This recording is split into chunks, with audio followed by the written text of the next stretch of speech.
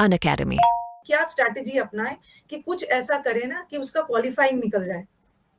जी, यहाँ पर मैम मुझसे कुछ बच्चों ने जैसे 3-4 क्वेश्चन ऊपर से मैं पढ़ रहा था। पहला एक बच्चा क्वेश्चन पूछ रहा है, फिर मैं आप वाले क्वेश्चन पर आता हूँ मैम, है ना? सबसे पहले एक बच्चा क्वेश्चन पूछ रहा है कि प्रीवियस ईयर्स कब से करें? 2016 से पहले और 2016 के तक के प्रीवियस ईयर्स करने की जरूरत नहीं है। वो क्वेश्चंस वैसे आपसे सोल्व हो जाएंगे, एकदम बच्चों वाले लगेंगे।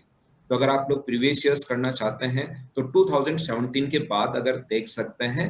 अगर ज्यादा और भी अगर आप लोगों के पास टाइम कम है तो 2018 से तो आप लोग कर ही लीजिए, 17 भी आप छोड़ सकते हो। 17 के ओनली मेंस के पेपर कर लो। 17 का अगर कोई कहे मुझसे कि सबसे मेंस का पेपर बढ़िया कब आया था, तो मेंस का मैथ्स का पेपर सबसे बढ़िया 2017 का ही आया था एसएससी सीजीएल के लिए।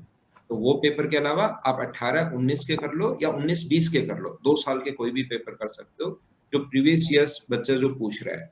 दूसरा, बच्चे जो पूछ रहे हैं कि यूट्यूब पर सर कब से आ रहे हैं, जैसा रानी मैम ने बताया कि अपने पास अगले मंथ से हम लोग इस चैनल पर यूट्यूब पर भी आप लोगों के लिए आना शुरू हो जाएंगे। ये दूसरा क्वेश्चन था।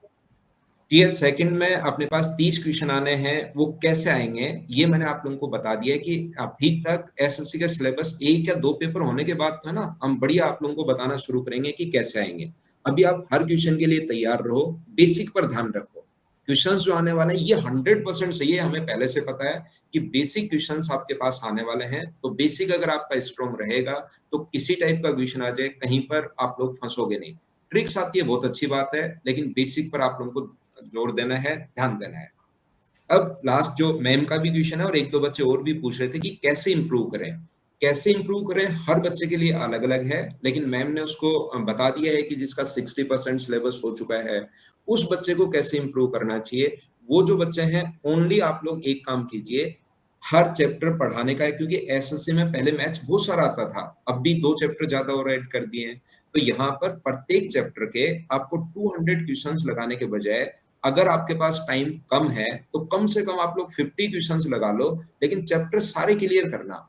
ऐसा नहीं हो कि आप लोग ये 3 चैप्टर छोड़ दो, बाकी चैप्टर बहुत अच्छे से कर रहा हूँ, या 2 छोड़ दो, बाकी बहुत अच्छे से कर रहा हूँ। एसएससी ने जितना सिलेबस लिखा हुआ है उसका एक भी ऐसा नहीं होना चाहिए कि जो आप लोग छोड़ दो। मेरे अकॉर्डिंग चाहे आप लोग उसके 30-30 क्वेश्चन ही करो, 30 क्वेश्चन करोगे तो भी एक आइडिया होगा। जैसे होता क्या है कि आपने मान लो अलजेब्रा से आप डरते हैं, अलजेब्रा में क्वेश्चन आएगा x + 1/x = 2 और पूछेगा कि x² + 1/x² का मान क्या होगा, तो तुरंत आपको लगेगा कि ओहो ये तो अलजेब्रा है, मुझे छोड़ देना चाहिए। लेकिन अगर किया हुआ रहेगा तो ये क्वेश्चन 2 सेकंड का भी नहीं है। तो प्रत्येक चैप्टर में चाहे 50-50 क्वेश्चंस करो, सारे के सारे क्वेश्चंस करने के वो तो चैप्टर करने के बाद अब थोड़ा-थोड़ा प्रीवियस ईयर्स लगाओ। हो सकता है आपके पास टाइम जैसे 60% ही हो और करते 60% सिलेबस अभी कंप्लीट हुआ है, पूरा करते-करते 1 महीना और निकल जाए, तो ओनली 2020 के प्रीवियस ईयर्स कर लो। एक उससे आइडिया होता है कि क्वेश्चंस किस टाइप के आपके पास आ रहे हैं। बाकी जिन बच्चों की तैयारी कंप्लीट हो चुकी है एक बार के लिए, उनके लिए मैं पहले बता चुका हूँ कि आप 5-5 क्वेश्चन प्रत्येक टॉपिक से करना शुरू करो। प्रोबेबिलिटी वगैरह और जो स्टैटिक्स ऐड हुआ है वो भाई मैं आप लोगों को करवा दूंगा सारा, उसमें आपको चिंता करने की जरूरत नहीं है। ओके सर, ने वो स्माइल प्लीज कर रहे हैं। तो सबसे पहले मैम यहाँ पर स्टूडेंट्स को मैं बताना चाहूंगा कि मैथ्स का जो पहले अपने पास 100 मार्क्स का 100 क्वेश्चंस का पेपर होता था 200 मार्क्स का मेंस में, अब क्वेश्चंस 30 कर दिए हैं और क्वेश्चंस अपने पास 30 के बाद मार्क्स अपने पास 90 कर दिए हैं। मैंने पढ़ाना शुरू किया था 2010 में।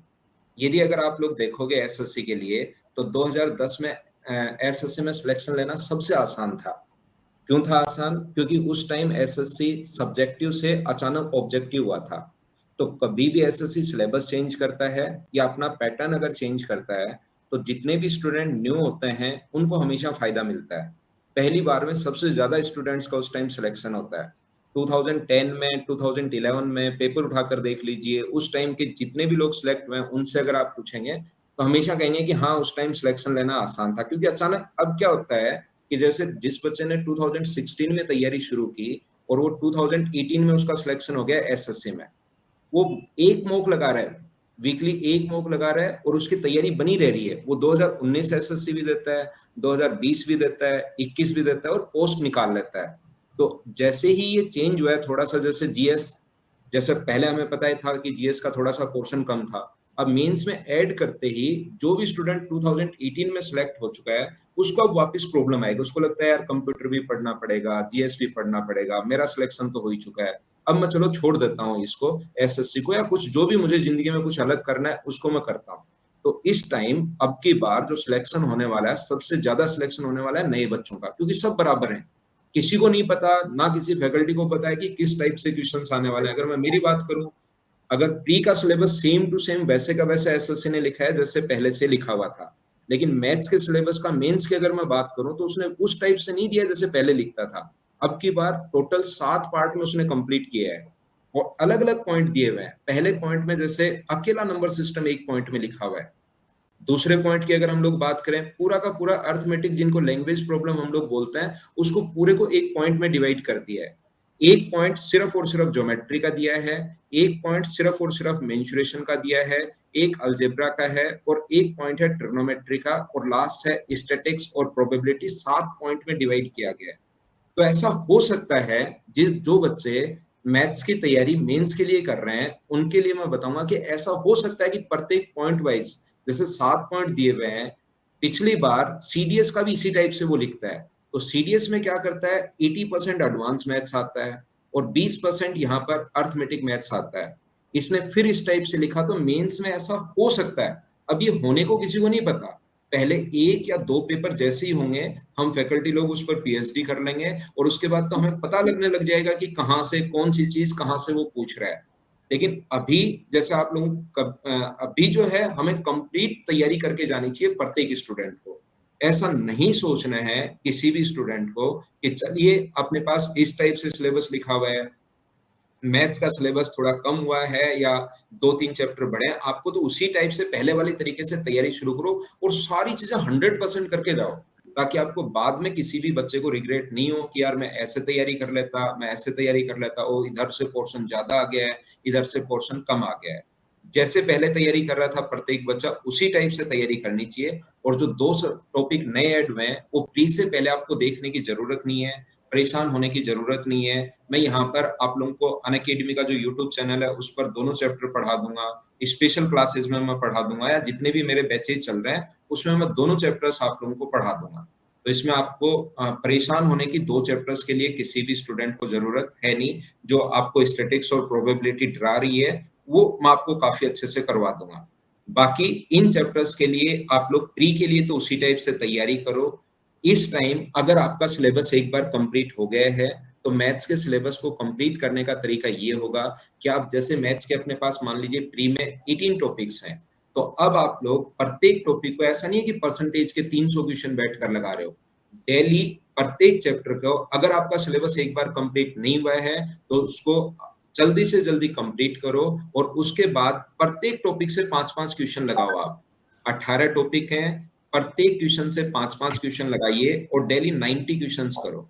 बच्चा बहुत बार क्या गलती कर देता है कि वो एक टॉपिक लगा रहा है, परसेंटेज लगा रहा है, 200 क्वेश्चन लगा डाले, फिर अलजेब्रा लगा रहा है, फिर ट्रिग्नोमेट्री लगा रहा है और जैसे ही लास्ट में पहुंचता है, शुरुआत वाले चैप्टर भूल चुका होता है। तो आपको वहां पर ऐसा नहीं आना कि अपने पास 50 के 50 क्वेश्चन या 25 क्वेश्चन जो आने हैं वो अकेले डीआई के आने हैं, या अकेले परसेंटेज के आने हैं, या अकेले अलजेब्रा के आने हैं। आपके अलग-अलग टॉपिक, पहला टॉपिक परसेंटेज, पहला क्वेश्चन परसेंटेज का आएगा, तो अगला अचानक ज्योमेट्री का आ सकता है, अचानक आपके पास अलजेब्रा का आ सकता है। तो सारे टॉपिक आप लोगों को एक साथ पढ़ने हैं।